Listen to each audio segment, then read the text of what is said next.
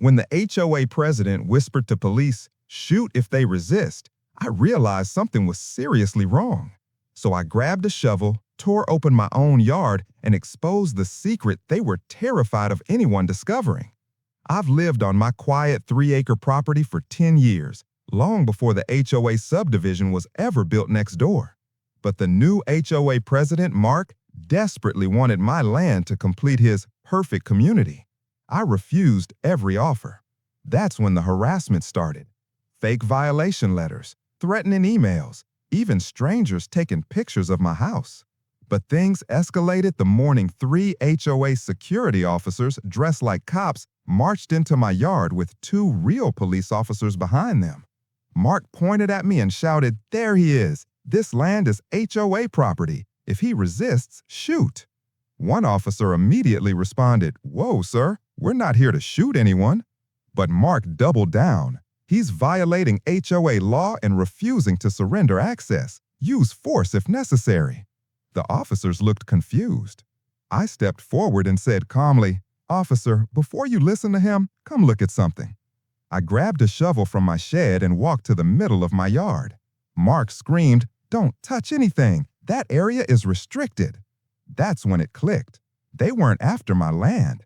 They were after what was under it. So I drove the shovel into the ground and dug. Mark panicked, yelling at his fake security team to stop me, but the real officers ordered them to stand back. 6 inches down, the shovel hit something solid, a buried PVC pipe. I cleaned it off and saw a barcode label reading, "City Water Line, Private Easement, Criminal Penalty for Tampering." The police officer kneeling beside me froze. Then he asked Mark, "Why is your HOA claiming this land? This is city property. Why is it buried under his yard without a permit?"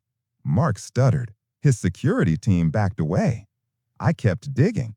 Another pipe, then another, all illegally installed by the HOA to divert water from the city system into their private clubhouse. They weren't trying to take my land. They were trying to hide a felony. The officer stood up and said, "Sir, put your hands behind your back." Mark turned pale as the handcuffs clicked. His fake security guards tried to run, but the second officer stopped them. 2 weeks later, the entire HOA board resigned under investigation for water theft, bribery, and impersonating law enforcement. My yard? Still mine, and I didn't move the pipes. I left them exposed with a big sign that reads, "Property of the city. Tamper and go to jail." Just ask the HOA.